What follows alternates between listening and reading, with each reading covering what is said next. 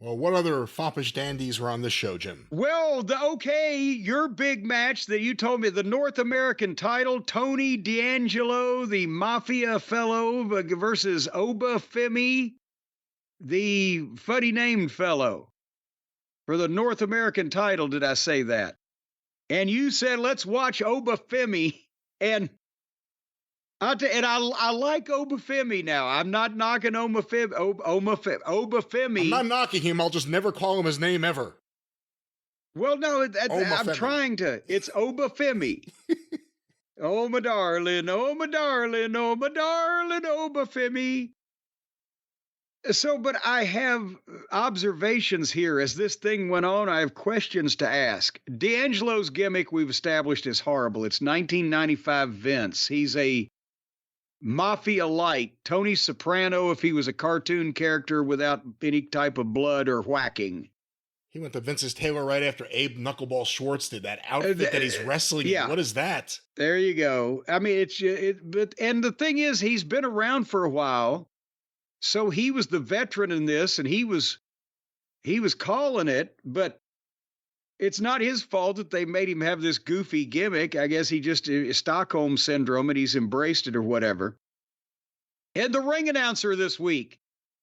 Remember last week he had the goofy hair. This week he had his sleeves rolled up, no jacket and tattooed arms. He looks worse than if he was a Beavis and Butthead character. They're trying to make the show young and hip.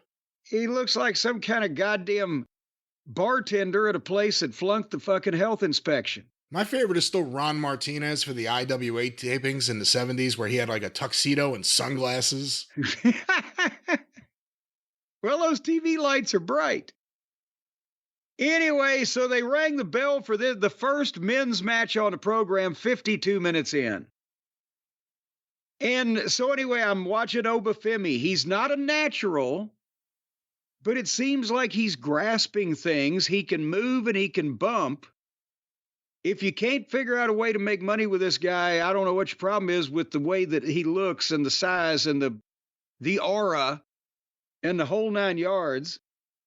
But he's not ready at this point to be thrown to he's already on national TV, but he doesn't need to be on Raw or SmackDown right now with the competition he'd be facing in the ring. Having said that, there wasn't much of a match here. And probably Tony D'Angelo was trying to highlight whatever Oba Femi could do, and maybe there's not that much variety in it yet. I don't know. But they got the thing in, the body of the match, and then Tony D'Angelo is the heel, right? He's got stooges at ringside, their mafia henchmen. Oba Femi is the baby face that's the fucking impressive, physically dominant, great-looking fucking guy, right? Well, they were in Tony D'Angelo's hometown. Well, but still, for the program... Al Capone was a babyface in Chicago.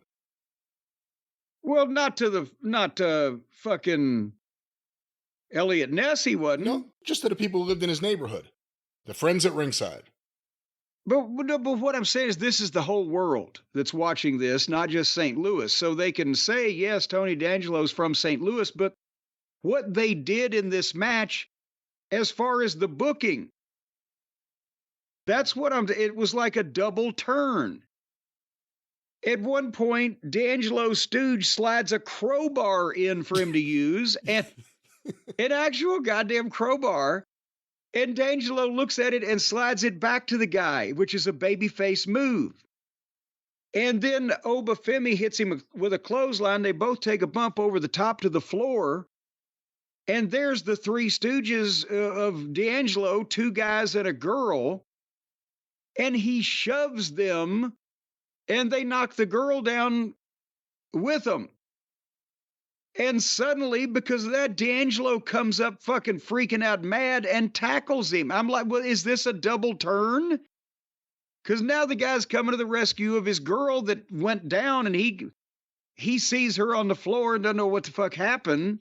Did you see the camera angle? Like, they immediately zoomed in on his face before he even reacted, like they were waiting for it. Well, yeah, because they were. That was, he reacted late. But D'Angelo beats the shit out of Oba Femi and suplexes him on the ramp and spears him. He's making a babyface comeback.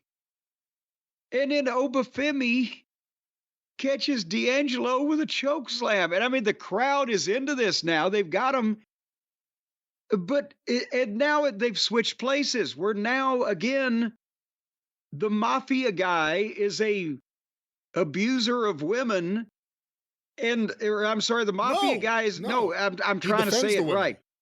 The mafia guy has morals. is the baby face that is defending the baby face that's now a heel, that's the abuser of women, and the heel mafia guy is making a comeback on the, and then it but he didn't abuse any women. Well, he shoved the guys down and the woman went down. The woman is down. And then D'Angelo gives the giant Oba Femi babyface, gives him 2 German suplexes. He's 310 pounds.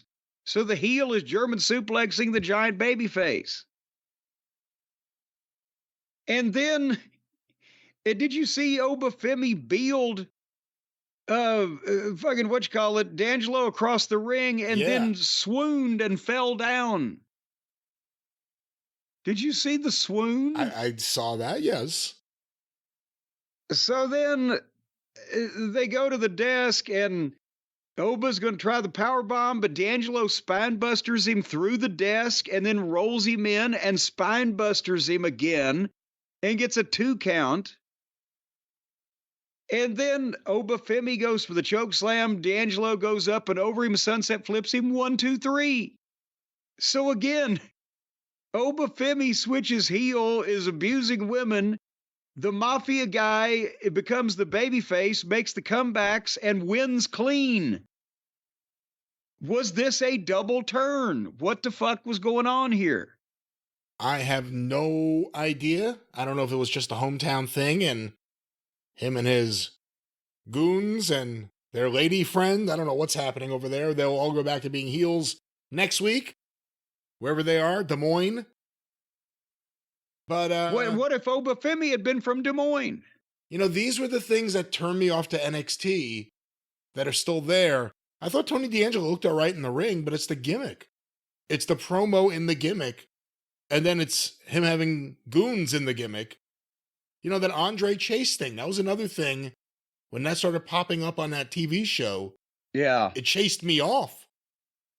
But they're going after something. It's almost like WWE in the 90s, early 90s, mid 90s-ish, developmental mixed with young, good-looking people. I don't particularly see the great booking or even really a great wrestling show, but there are people who rave about this show. It's, to me, WWE's answer to AEW. NXT started as WWE's answer to Ring of Honor. What happened when Vince took it over and spat it back out, what we see now, it's become WWE's answer to AEW. How do we make a young, hip property where we develop stars and it looks good and we make money with it? And that's what they've done. They're only getting $25 million a year from CW for the record, though. But this is WWE's AEW.